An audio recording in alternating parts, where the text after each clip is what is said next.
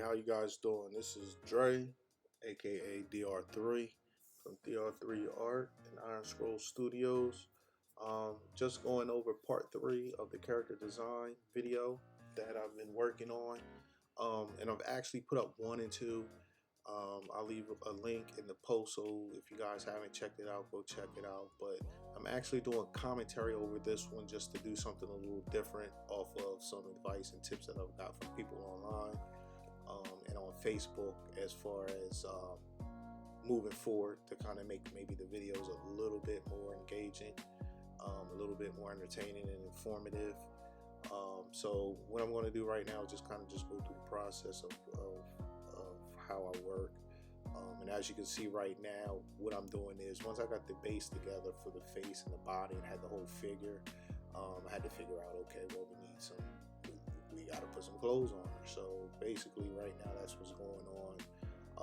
I'm just using references. I usually use references, 3 to 5 references online, and try to kind of get a sense of an idea of where I want to go as far as the design is concerned. I'll look at certain things, certain features, certain accessories, certain aspects, and of course for this design I had to go off the early one that I used for the protagonist in the story for a comic, and just let it be known that this was a character design that I have for my upcoming webcomic series, As Above, So Below, which is actually the prequel to the Godhead webcomic that I have coming out. So these are the characters that are in it. This is actually the female protagonist. Her name is Niobe Jefferson. And usually what I do for all my characters is, once I have an idea, I usually go in, I grab some references. I like using Pinterest. Quick, fast way to kind of put a mood board together. Mood board is pretty much just a visual representation of what I'm looking for from the story. So I'll grab elements, different designs, colors, I mean, you name it, just anything that I'm looking for as far as the style and look of a story. I'll create a mood board on Pinterest and then just pin the hell out of visuals to basically give me a representation of what I'm looking for, so then that way I'm not wasting time when I'm ready to sit down and draw and design. I just have everything right there.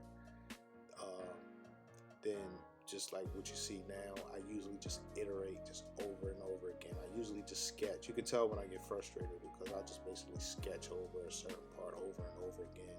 What I'm doing is I'm just trying to figure out the actual design and the look that I'm looking for.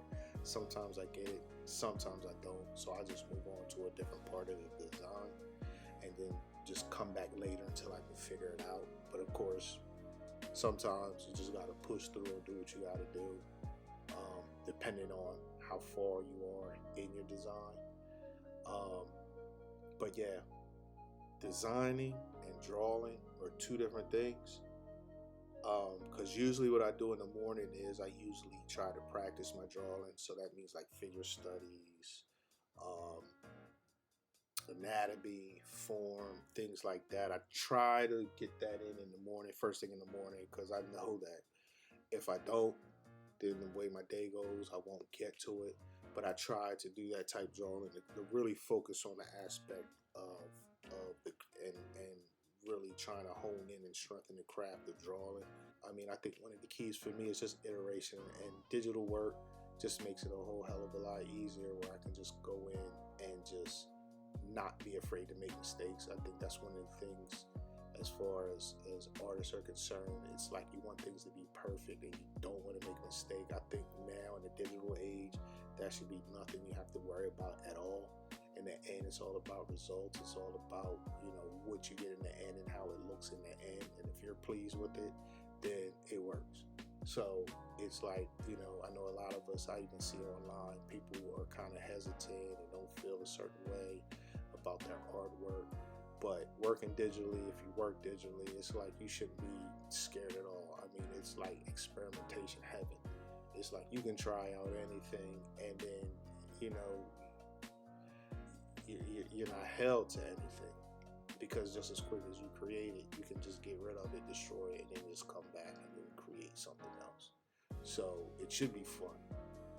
All of this should be looked at as fun. You should be having fun. If you're not having fun, then there's obviously some type of other thing that you just need to figure out for yourself. Because if you're not having fun, because it's not, I mean, we all know. I mean, if you're working on comics, you're doing your own project, period, any type of creative project, it's not for the money. Definitely.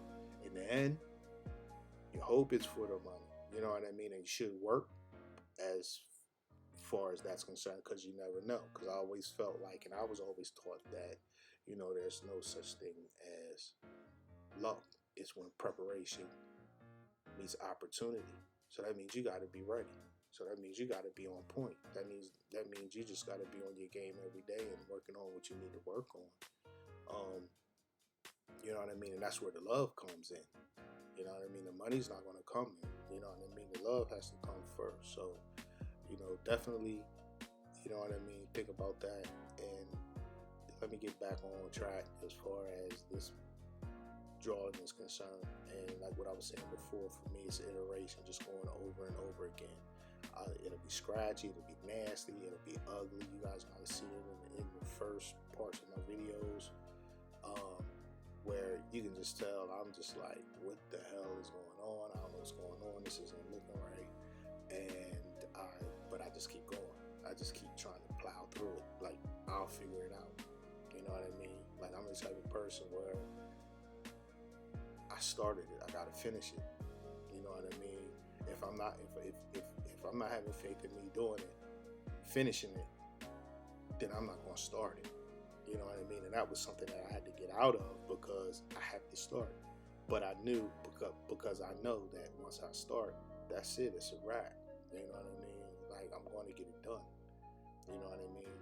And just like with this character design, I pushed through, and I feel like I said, iteration. Because if you looked at the other bio that I put up of the main protagonist, the male protagonist in the story, Ty Jameer, aka Red, I mean, his design is okay, you know what I mean? But I think I kind of put a little bit more into this one, and I feel like for each one moving forward, that's what's going to happen, because now I've already put that level of expectation on myself. I mean, if I've done it once, then I can do it again, right? But for me, it works. I mean, everybody's different. Every artist is different. I mean, but for me, that's pretty much the process. And that's pretty much what I do, guys. Let me know if there's something else you want to talk about in future videos, something you don't want me to talk about. Let me know if I'm getting long-winded, if there's something more useful that I can talk about in the videos that can help you guys out more. Because like I said, for one, I feel like we're helping each other. And this is a space that I want to improve in as far as more with my visual storytelling. And these videos are the first of what I did as far as documenting and putting things online. And then the webcomic is next. So it's definitely a field I want to grow in.